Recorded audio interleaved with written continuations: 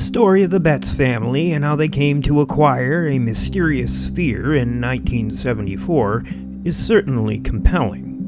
This self-propelled, seamless metallic orb drew the attention of scientists, military officials, ufologists, and the general public as soon as the story of this mystery sphere spread. But to get to the bottom of this bizarre sphere, we have to start at the beginning. On May 26, 1974, Terry Betz, a 21-year-old pre-med student, along with his mother Jerry and his marine engineer father Antoine, were inspecting the damage caused by a brush fire that had raged across an 88 swath of woodland that they had recently acquired on marshy Fort George Island, which is nestled just east of Jacksonville, Florida. At first, the trio found nothing out of the ordinary besides a bunch of burned bushes, but before their expedition was over, they stumbled across a strange, highly polished metal orb that was just under 8 inches in diameter. The only delineating mark that the three could find on the eerily unblemished object was an elongated triangular shape stamped onto its surface. The first thoughts of Terry and company were to assume that it very well may be a NASA or Soviet-downed satellite. They even speculated that the friction-induced heat of this object plummeting from its orbit might have had something to do with the fire that had ravaged the property, but none of them could find any signs of an impact crater or any indication of collision or heat damage on the gleaming metal globe. The trio's next theory was that it might have been an old-fashioned cannonball which someone who had silver-plated as a souvenir. Intrigued by this extraordinary find, Terry decided to heft the 22-pound bowling ball-sized sphere into their car and take it back to their giant home, where he showed the unusual object to a 12-year-old relative named Wayne. He was just as perplexed by the mystery object as the rest of the family. The young medical student then placed his strange prize on a window seat in his bedroom, and there the strange object remained virtually forgotten, until approximately 2 weeks later, when Terry decided to entertain his friend Teresa Frazier with an impromptu guitar recital in his room, eliciting some decidedly unusual reactions from this enigmatic orb. According to Terry's report, moments after he began strumming his guitar, the metallic ball started to vibrate like a tuning fork and began emitting a curious throbbing sound in response to certain notes. This sound was accompanied by what seemed to be an inaudible, at least to human ears, resonance that deeply disturbed the Betz's family dog. Days later, in the April 15, 1974 edition of the Palm Beach Post, Jerry Betz was quoted as saying, "There must be high-frequency waves from it. When we put our poodle beside the ball, she whimpers and puts her paws over her ears." In the days that followed this strange performance, the Betz family began to notice some of the sphere's other peculiar attributes. They observed that when the orb was pushed across the floor, it would stop, vibrate for a moment, change direction, oftentimes more than once, and invariably return to whoever first rolled it. In one unprecedented circumstance, it rolled for 12 minutes straight without a single pause. As if this wasn't astounding enough, Terry and his family soon realized the sphere, in defiance of all logic, appeared to be responsive to weather conditions, becoming noticeably more active on bright days as opposed to cloudy ones, as if it was being directly affected by the solar energy. Although it was clearly influenced by sunlight, the sphere did not register any obvious changes when exposed to direct heat or infrared light. The steel globe would also sporadically vibrate at a low frequency, as if a motor were running inside, and, just as intriguingly, had just one relatively small, intensely magnetic spot on its surface. Terry, taking the scientific route, began to conduct a series of homespun experiments on the object. His initial efforts were rudimentary and consisted of tapping the orb gently with a hammer, which resulted in a distinctly bell-like ringing sound. But it wouldn't be until Terry placed the object on the flat glass surface of his mother's coffee table in order to display his unique find that things would get really interesting. In one attempt after another, the smooth sphere would consistently roll right to the precipice of the glass surface, pause, then reverse its direction, only to stop again at the opposite edge and repeat the maneuver. The Betz family began considering the possibility that this object was equipped with a sophisticated guidance system, or was perhaps being intelligently controlled either from within or by some enigmatic external force. The family decided that the sphere almost certainly appeared to be striving to get safely to the ground without falling. An even crazier event occurred when one of the family members decided to slant the table at an upwards angle, and the orb began to spin up the incline utilizing its own momentum. This seemingly impossible defiance of the laws of Newtonian gravity left the Betz tribe thoroughly baffled. As if to further indicate that the sphere might have been harboring something, or possibly someone, sensitive within, it seemed to resist all attempts at being shaken by its human handlers. In the April 16, 1974 edition of Lodi, California's News Sentinel, Jerry stated, "If you shake the ball vigorously and then place it on the ground, it feels just like a huge Mexican jumping bean, which is trying to get away from you." The Betz family became so concerned about the sphere's clear ability to independently navigate its way around their home that they took to placing it in a sealed bag at night so that the object couldn't escape. After days of watching the sphere perform these incredible feats, the Betz family decided it was time to go to the public and try to find out just what it was that they actually had in their possession. The first call that Jerry Betz made was to the local Jacksonville Journal.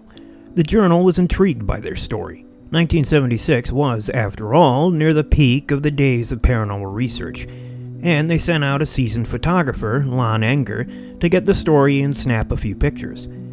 The skeptical Enger dutifully accepted the assignment, but secretly feared he might be stepping into a den of crackpots.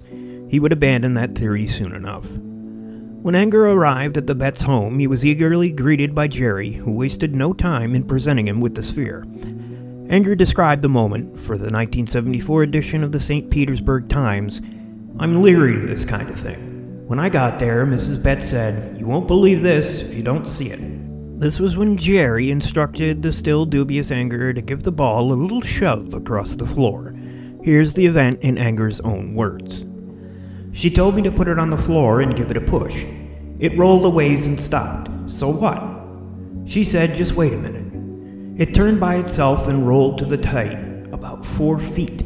It stopped. It then turned again and rolled to the left about 8 feet, made a big arc, and came right back to my feet." Enger examined the steel ball intently, and like the Betz family before him, could find no seams and no indication of a manufacturer on the surface, save for the inscrutable triangular symbol stamped on its side.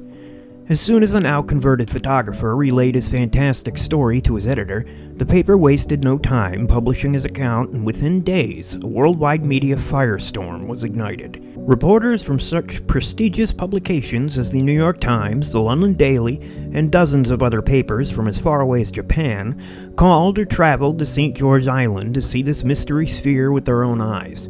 But it wasn't just journalists whose curiosity was piqued by this strange case. The scientific and military communities were also clamoring for a good look at this unusual object. Representatives of both the U.S. Marines and NASA contacted the Betz family, as did UFO investigators representing the Aerial Phenomena Research Organization, or APRO. The visitors often arrived skeptical, but almost universally left both impressed and perplexed by the sphere's bizarre abilities. A U.S. Marine spokesman even went so far as to admit on television that the ball had behaved strangely in his presence, and conceded that he was unable to explain its origin. An official press release issued by Marines publicly stated that the ball was not the property of the United States government. By this point, Antoine had been forced to return to the sea on a freighter, and Jerry and her children were swept up in a medium maelstrom from which there seemed to be no reprieve. The family, who had intentionally chosen an isolated place to live, had become overwhelmed by the press feeding frenzy, and in the April 14, 1974 edition of the Palm Beach Post, Jerry was quoted as saying, "We came to Fort George Island to get away to a serene atmosphere. Now I can't get away from the telephone. It means nothing to people in the West that it's midnight here. And when they quit calling, those on the East wake up and start." To the annoyance of scores of scientists and military officers, the sphere remained firmly entrenched in the Betz's home, and that is where the unusual object remained, until a bizarre series of unexplainable events forced the family to wonder whether or not this outwardly innocuous orb was capable of channeling, and perhaps unleashing, supernatural forces. Just when the almost unbearably hectic scene that surrounded the Betz house started to become almost routine for the harassed family, things suddenly took a decided turn for the weird, or weirder, as the case may be. Jerry Betz reported that she and her family began to hear strange organ-like music wafting through their cavernous abode in the dead of night, even though there was no such instrument in their home. As if that weren't creepy enough, doors began slamming, seemingly of their own volition, at all hours of the day and night. While the Betz family claimed that they weren't afraid of the poltergeist-like forces that seemed to have invaded their home, this new development did cause concern for Antoine and Jerry, who decided that it was high time they got to the bottom of this mystery. To help them achieve that goal, they contacted the United States Navy. Following a series of frightening nighttime disturbances, the Betz family finally relinquished the sphere to the scientists posted at the Jacksonville Naval Air Station. The initial efforts of the Navy metallurgists were met with dead ends, as their X-ray machines were not strong enough to penetrate the orb. According to Navy spokesperson CPO Chris Bernicker, "Our first X-ray attempts got us nowhere. We're going to use a more powerful machine on it and also run spectrograph tests to determine what metal it's made of. There's certainly something odd about it." Eventually, the scientists at the station were able to determine that the exact size of the sphere was 7.96 inches in diameter and that it weighed precisely 21.34 pounds. They also concluded that the shell of the orb was approximately 1/2 an inch thick, which, according to the report, could withstand a pressure of 120,000 pounds per square inch, and made of stainless steel, specifically magnetic ferrous alloy number 431. This alloy is a magnetic nickel-bearing stainless steel designed for heat treatment to the highest mechanical properties and corrosion resistance. The Navy team's powerful 300 kV X-ray also discovered two round objects inside the sphere, surrounded by a halo made of a material with an unusual density. They also noted that the sphere displayed 4 different magnetic poles, 2 positive and 2 negative, which were not concentric. The Navy also concluded that while the orb was intensely magnetic, it did not show signs of radioactivity, and did not appear to be an explosive. At this point, the Navy scientists wanted to cut into the object to get a better look, but Jerry Betz steadfastly refused, stating to the press, "I told them we expect a comprehensive report in 2 weeks, and if it can't be identified as government property, it has to be returned to us." The Navy made good on their promise and returned the sphere, but lingering questions remained as to the origin and identity of the odd object.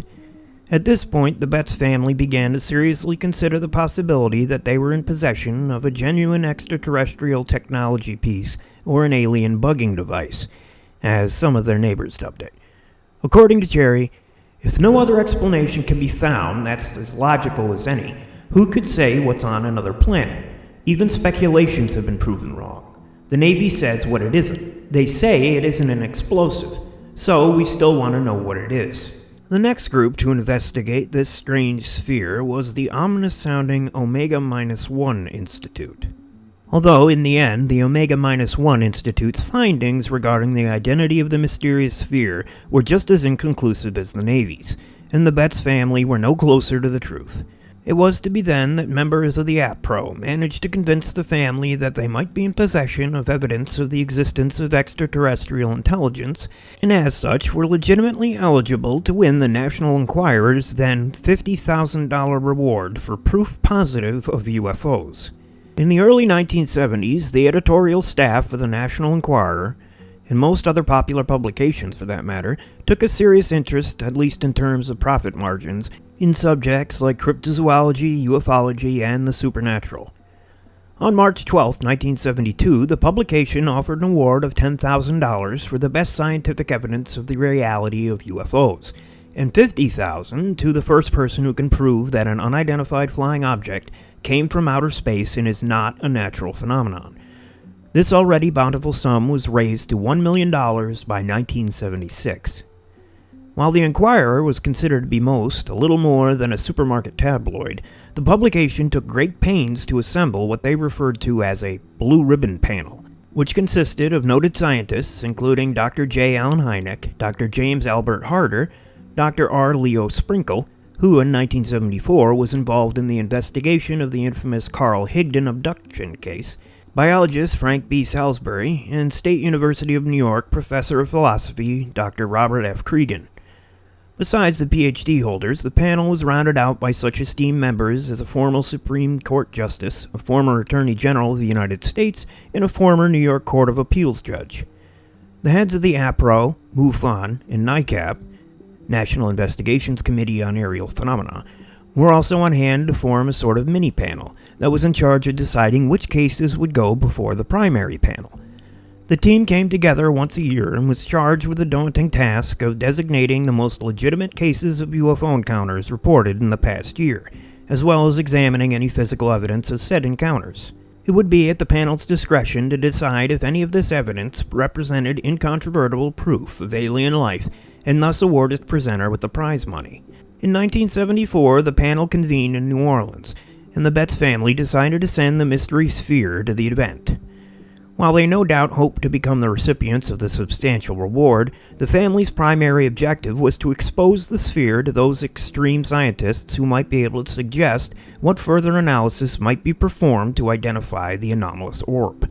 Terry was designated as the personal courier of the object and was sent to New Orleans with the sphere in tow. Needless to say, the mystery sphere became the center of attention, and between April 20th and the 21st, 1974, the device was subjected to yet another battery of tests. While the panel confirmed much of what the Omega-1 Institute and the Navy's researchers had already revealed, including the fact that the object acted like an audio transponder, it could not discern the origin of the orb. But, as intrigued as the panel members were by the object, the fact that it had no direct connection to any UFO sighting negated any possibility of the Betz's winning the $50,000 reward. And it's around this time in the tale that the stories surrounding the sphere, not to mention the object itself, seem to vanish without a trace, at least from the public eye. This is baffling considering the fact that it was at just this moment that the tale became truly fascinating. As the years turned to decades, two primary questions have haunted investigators. The first one would be, what the hell was it? The million-dollar question is, of course, did Terry Betz and his parents actually stumble across an alien artifact that spring day, or is there a more prosaic explanation for the whole affair? One theory comes from a man by the name of James Derling Jones, who claimed to have lost the orb when a cluster of them fell off the luggage rack of his Volkswagen bus while he was driving through the Jacksonville area near Easter of 1971 on his way home to Taos, New Mexico. He had gotten the industrial valve spheres from an anonymous friend who had procured the objects illegally.